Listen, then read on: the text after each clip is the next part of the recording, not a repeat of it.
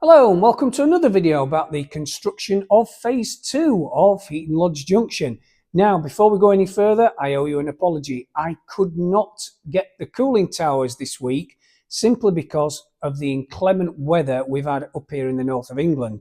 It's just meant I couldn't get down to Surrey in a sprinter van to pick them up. The good news is I'm going tomorrow. So if you follow me, which you will be doing next week hopefully, you'll be able to see me collect the cooling towers and bring them back up here. And they are immense. I can't wait to pick them up. So in this week's video, I've had to kind of wing it a bit for two reasons. Firstly, I've had the most god-awful cold, which isn't surprising because it's pretty cold here in the basement in the minute, which is unusual because normally when it's cold outside, it's a bit warmer here, but it's finally kind of succumbed to the icy conditions outside and it is really cold down here, and so it put me in bed for a few days, so I've not been able to make much progress apart from on the water feature behind me, which I'm going to update you about in a couple of minutes. So strap in for the ride and look forward to next week with the cooling towers, but let's give you an update on what I've been doing in the last week or so.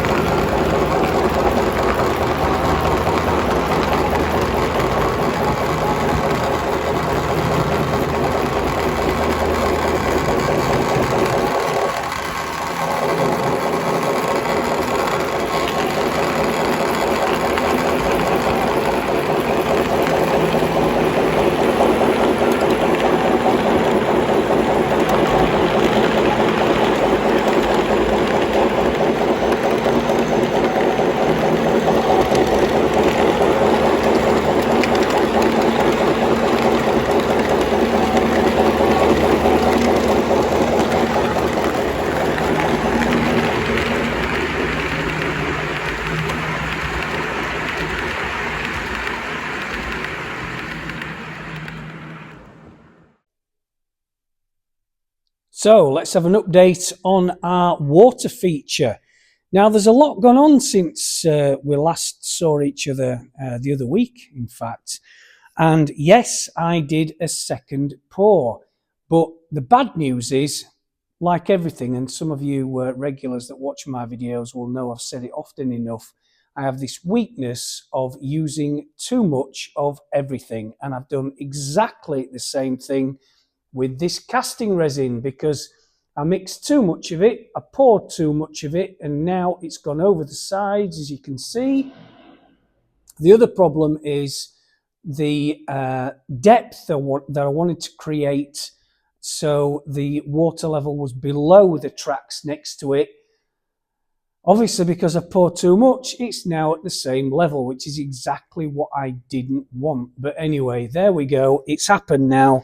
Apart from using a circular saw to dig the whole lot out and start again, which I'm not going to do, there's not much I can do apart from disguise this track, or sorry, this space between the track and the water feature with some static grass and just kind of, well, yeah, just disguise it as much as I can. But let's have a better look at what I've been doing down here.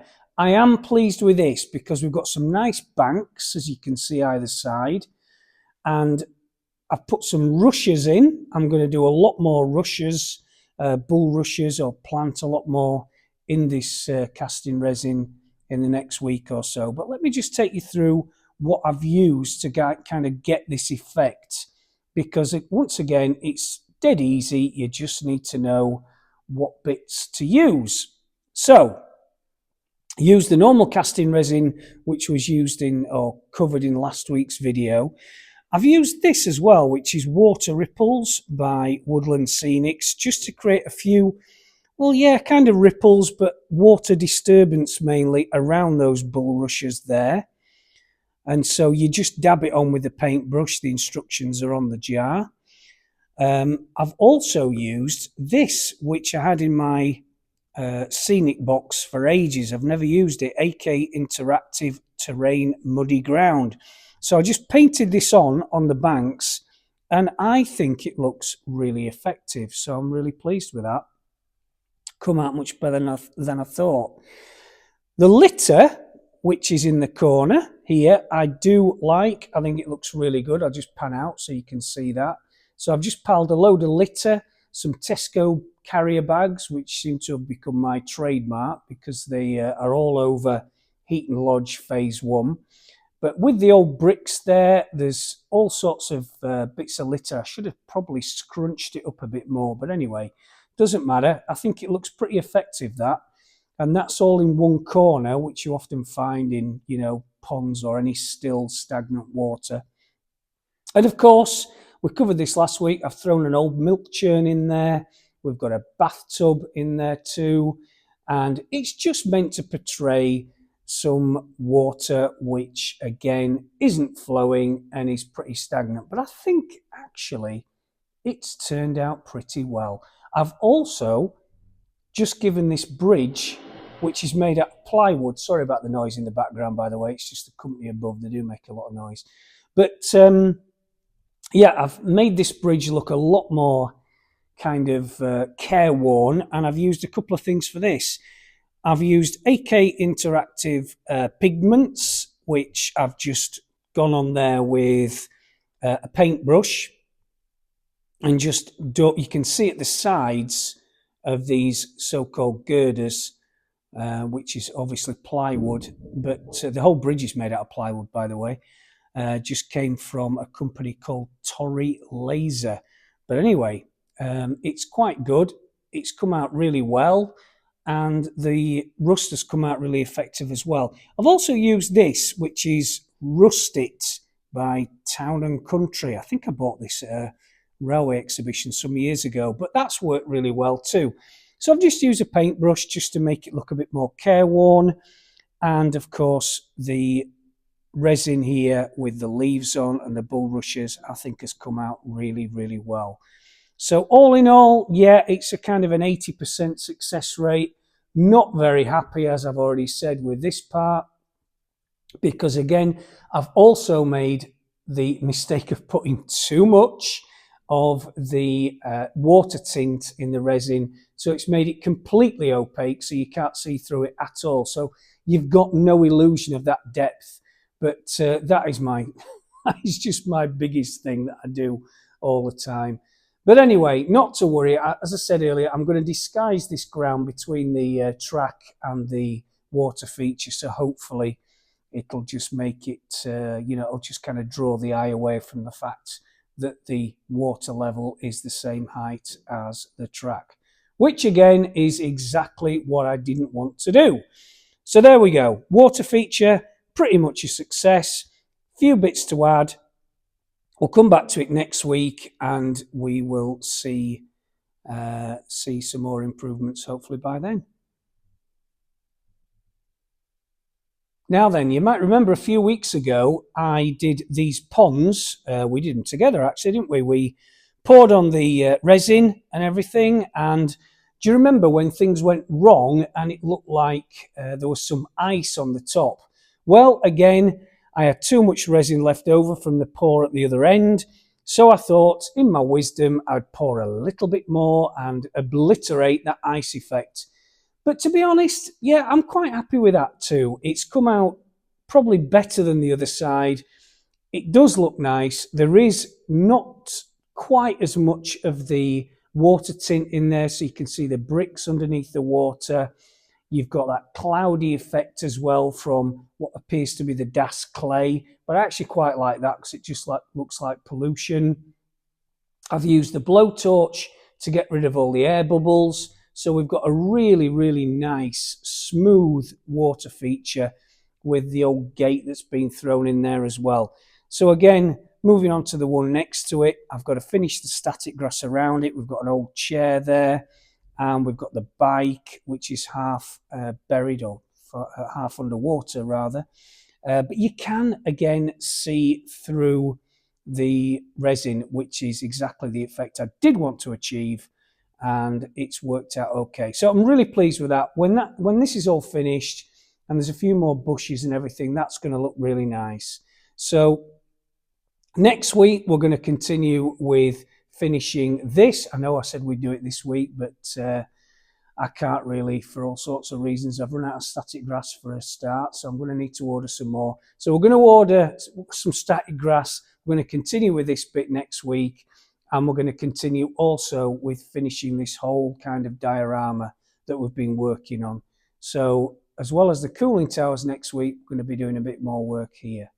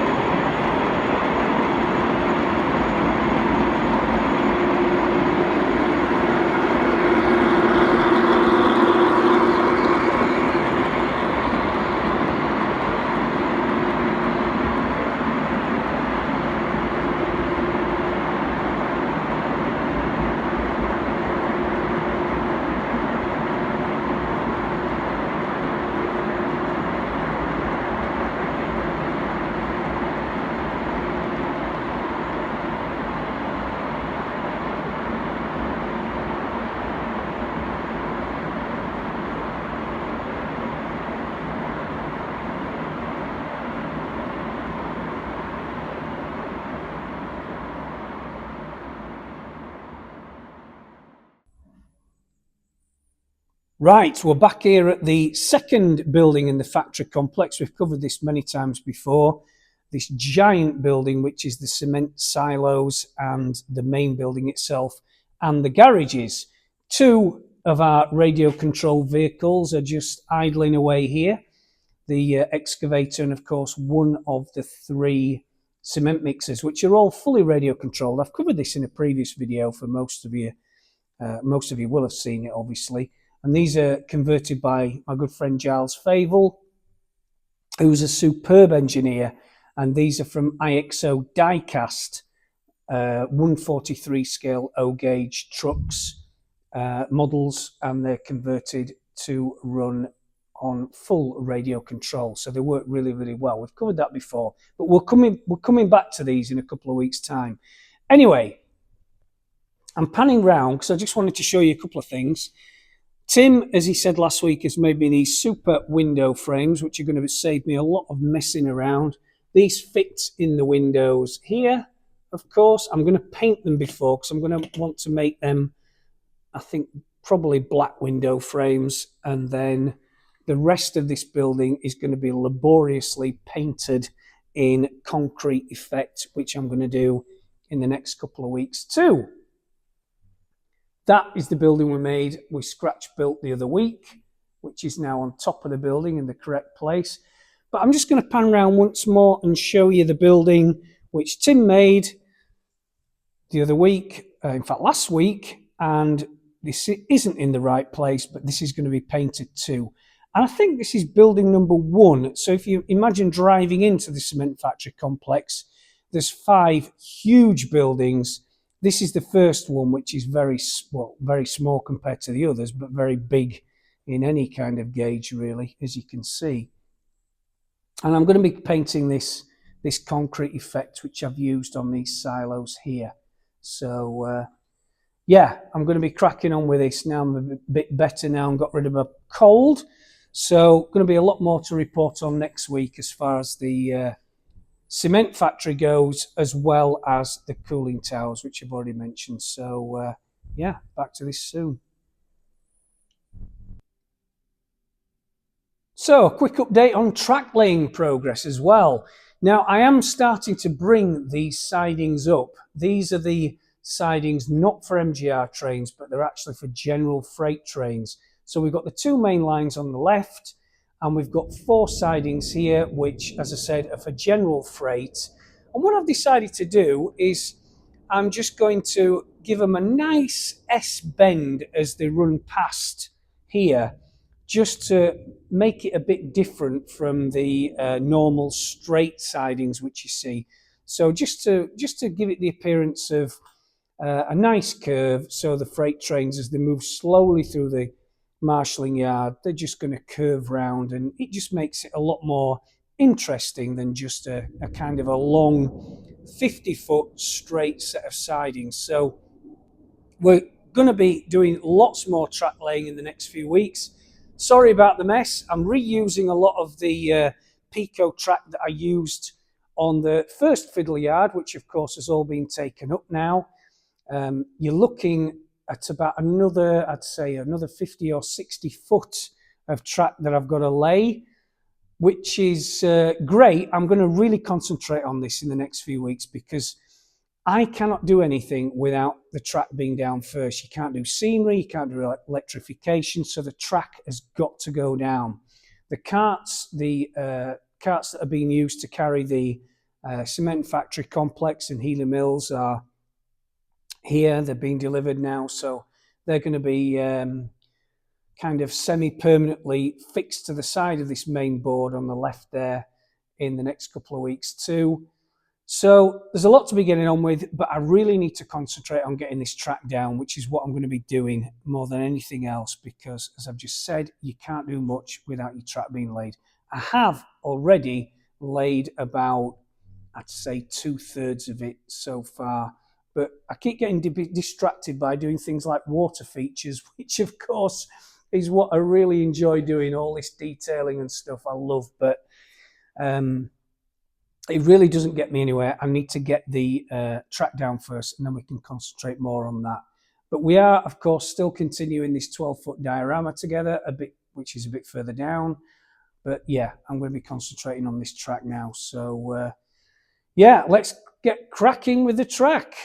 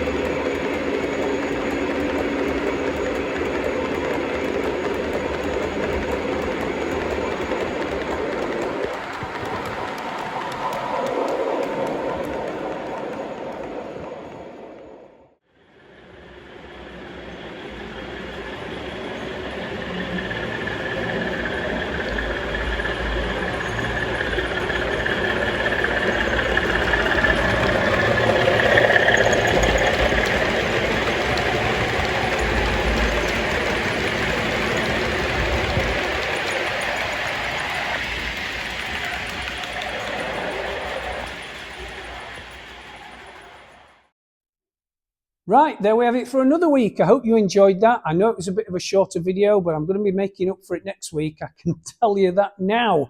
I can't wait to pick these cooling towers up. So join me next week. Look forward to seeing you. Have a great weekend. And before I go again, please like and subscribe. Always worth it. And it just helps me bring you better content for the future. So thanks again for watching and see you next week.